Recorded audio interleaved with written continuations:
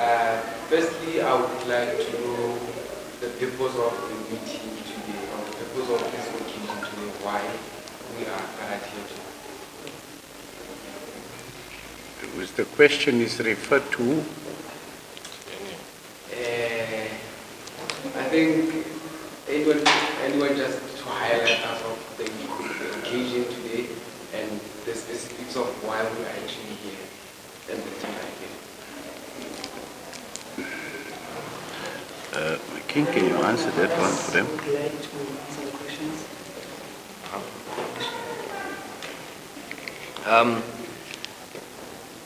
Today's date, it's a prophetic date. The reason for being here today is to bring forth that which was said many years ago, the spirit of Ubuntu, togetherness. Since this kingdom was declared a republic, all our brothers were divided. Some of our brothers were in one part of this kingdom, others are in another part of the kingdom, others are in a different part of the kingdom. And all of our brothers, we are all made to fend for ourselves with this system in our kingdom. Now the father of the land, the monarch who was sworn in 2016 in front of the United Nations, has embarked on the journey to go and find all his brothers in this kingdom of South Africa, not republic, kingdom of South Africa. For we have found a father, meaning that there's an owner now. The father, King Thomas Edgar Brown I. So he went on a journey to go and find all his brothers, what you see now. You've got different kingdoms representing. Why are we here? We're here to bring the kingdom back to the way it was. For young people like you, tomorrow, that does not be a slave the way we are enslaved today. When you have fathers working together, the outcome of your future is greater than your yesterday, because today changes yesterday. That's why we're here. Amash. Maybe based on that, I would like to add a follow-up question. You mentioned two words, the Kingdom of South Africa and the Republic of South Africa. And are we looking to take away from the Republic and South Africa back to the Kingdom of South Africa? Is it what we are trying to push? That's exactly what is happening. Actually, you don't know that it is now a kingdom. If you look around you, you find kings of different kingdoms here. It does not tell me that today is a republican country. It tells me that this is now a kingdom. For there are many kings in your midst today. To let you know that this is not a republic. A republic is one with no owner. We have kings that are owners here. So how can they not be owners? Kings that own the minerals in our land.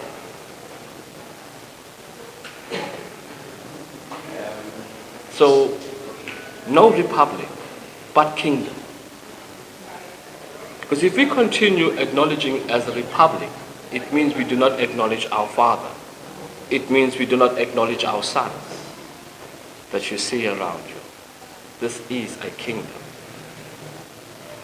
They declared it a republic when they said that all sand people are extinct.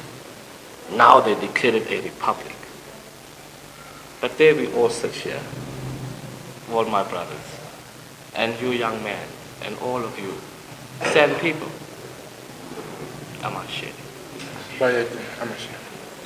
Can I help you out and add what His Majesty said? You may ask now, a lot of kings now, what's happening now? No, my son, let me bring you back to your ancestors' ways. the tip of Africa was empire with kingdoms. The same like you see the Emirates, the Arab world. It's sheikhs on the provinces. At the end of the day, it is Emirates. The same with the southern tip of Africa. It was a kingdom of Emirates divided into kings, which was the South African natives, the San people, the original people of the country. Sad to say that these kingdoms were divided and segregated by a communication tool, their languages, and they were based on that identified on the pigment, and based on that to extract anything they can have or can hold on to their land. They have exploited it in the most merciful, merciless way. Our land is not even rehabilitated where they have extracted these minerals. They didn't have even a permit from the San people that you have the right of way to exploit this mineral out of, or take it out of my country. Now for me, as the monarch of this country, I don't say enough is enough. I say it's now the turning point of the coin. That all my brothers are here. The descendants of the royal houses are here to stand together and rebuild this empire. That is from south of the equator. I don't respect borders because that was politically motivated. As it is being laid down in the United Nations Declaration, south of the equator is my king's area. It's their land, it belongs to them. There's much more brothers up north that has to come home. So that we must rebuild this country for our generation and children to come. At this point in time, our country is at high risk in implosion. Now the time has come that myself and my brothers agree and will sign this declaration that we are one nation in the diversity of language, irrespective of our cultural background, because this is what the invader wants. You want a gap to divide us. Any weak point we can have among us as brothers, that will be their successes to bring us back to our knees. Furthermore, this, that it is a Republic of South Africa, will be done away with. Republic is a politically motivated country that is being changed and manipulated by individuals after every voting year. Where are we going to? Where are we going to? I wouldn't like this to tell you, but I'll tell you, my son. What will you do if a woman, a married woman, has to change a daddy every 5 years? The children must vote for their daddy. What will you do?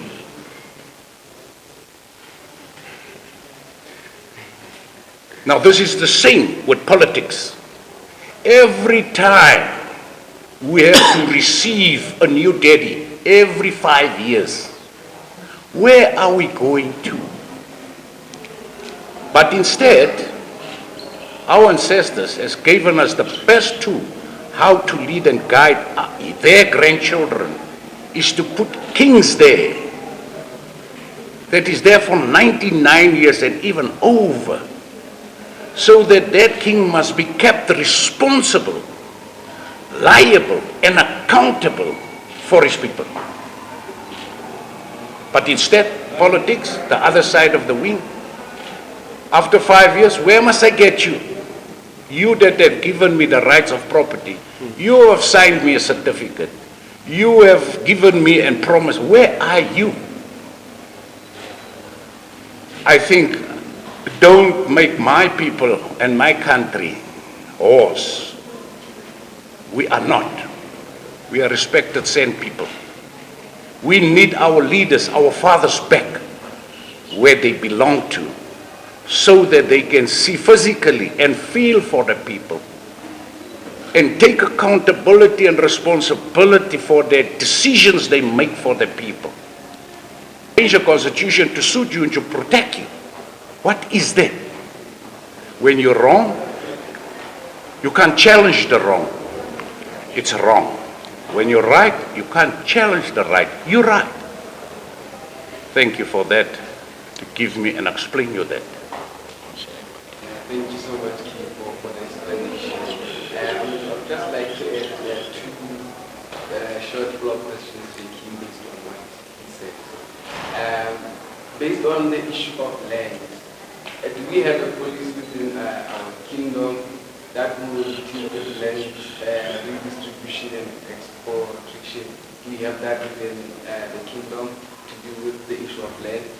And two, you mentioned that we have done away with the republic. Does it mean there will never be a time where the kingdom and the republic would work together? Yes, on the issue based of the land, my country, the surface alone is 122 million square kilometers. However, how can I understand there is no land? Even for the sake of the fact of rebuilding the economy in the agriculture sector, there is enough land. But it is being manipulated by the regimes of politicians. That is why our people cannot grow. There's no opportunities. Because after 5 years, that person who have given you the permit to have that piece of land to do agricultural activities on it is no more there. So what's the use? You have to plow there. Within 60 months, you don't know if what's going to happen to that piece of labor, that hard labor you have implemented on that land.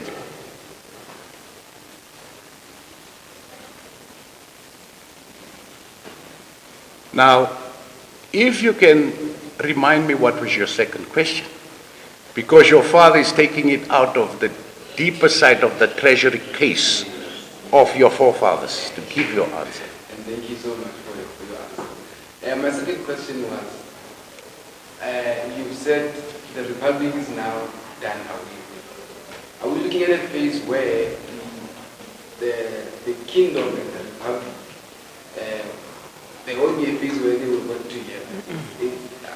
They either will work with the kingdom or the republic, but those two can never. Good question. Let me answer you that, my son. When father is taking his place in the house, coming back from a long journey, it means stability is now back in the house, eh? It means your elder brother, elder sister who was designated, nominated to take care of the family has to step down. That's obviously. Now, with politics and a kingdom, politics is only going to have ceiling authority, ceiling height, rights and authority in this country. And they will be service delivery agents. For the mere fact that we have the father, the monarch, we have the kings, the fathers, to make sure that those political winning parties that have won for that term, to see that they close the potholes, for example, to give service, full service to the kingdom. But instead of see that there's service in the community, closing, for example, a pothole You are focusing on things that doesn't matters you as a politician. This is what's happening. Meeting after political meeting after political meeting, and you forget your responsibility towards your community. Because you're working higher than the ceiling.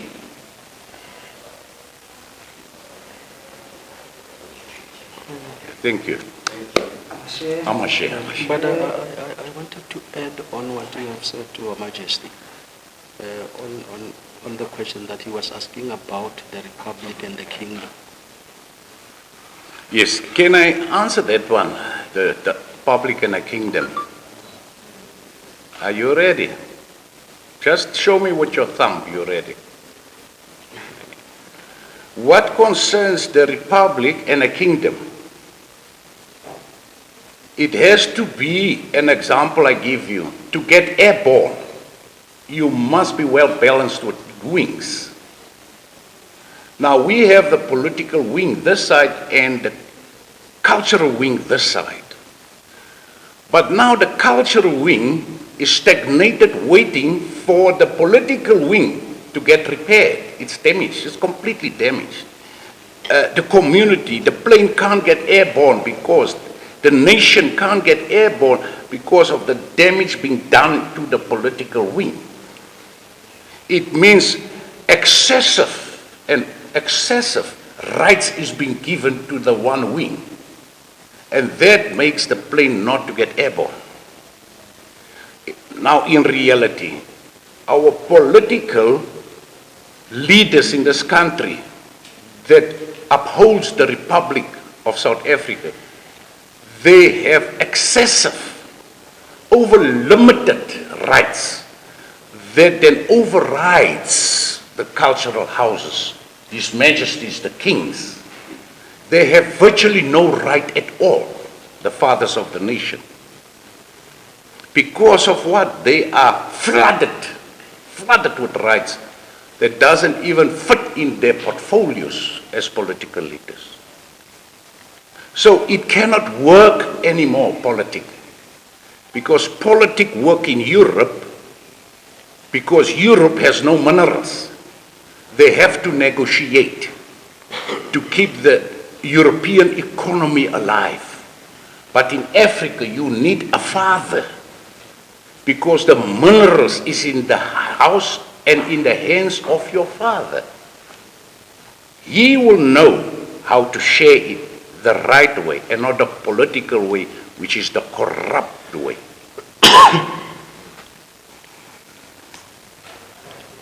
For my brothers, from the media side, I want to thank you for the opportunity, the particular time, because I know you have busy days, but you made time in your schedules to come and be with us today. From our father's side, from the royal house of the Khoisan Kingdom, we thank you. And it's unfortunately that you have to cut the interviews now because of time constraints. But you'll be with us. You'll be traveling the country as we've been traveling the country. You'll be everywhere because this is our land. So you'll be everywhere. We are more than welcome to travel with us everywhere we go. Even when we go abroad, you are more than welcome to come with us. So to cover, to also to have a time of when you come and when we go going. So for those words, I'd like to say thank you to the media. And thank you so much. And we've come to the end of our session.